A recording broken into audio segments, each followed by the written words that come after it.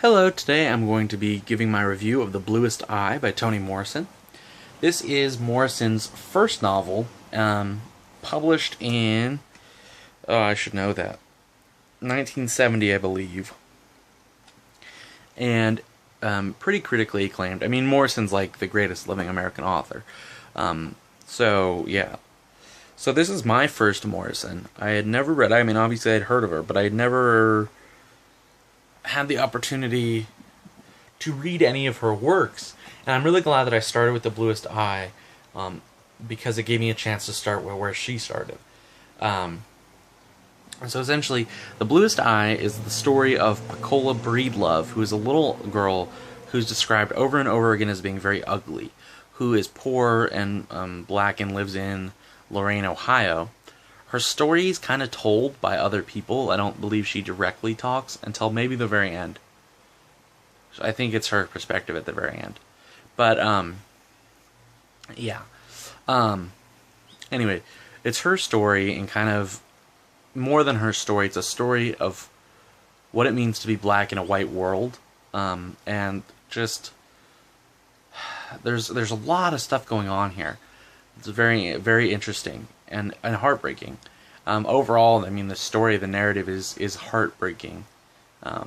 It's not a happy ending.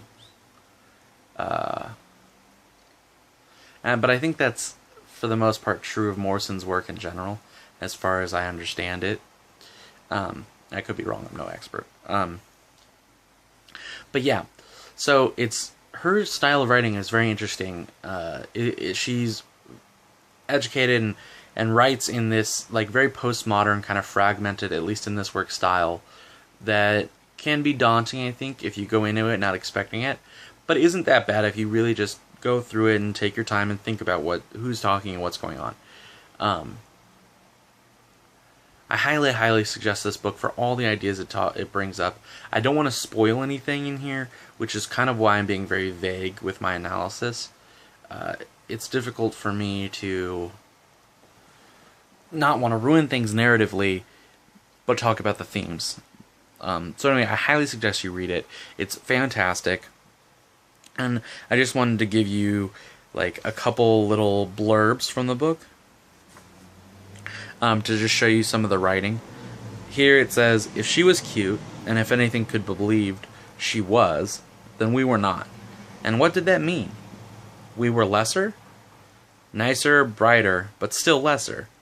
Dolls we could destroy, but we could not destroy the honey voices of parents and aunts, the obedience in the eyes of our peers, the slippery light in the eyes of our teachers when they encountered the Maureen Peels of the world. What was the secret? What did we lack? Why was it important, and so what? Guileless and without vanity, we were still in love with ourselves then. We felt comfortable in our skins, enjoyed the news that our senses released to us, admired our dirt, cultivated our scars, and could not comprehend this unworthiness. Later on in a different section.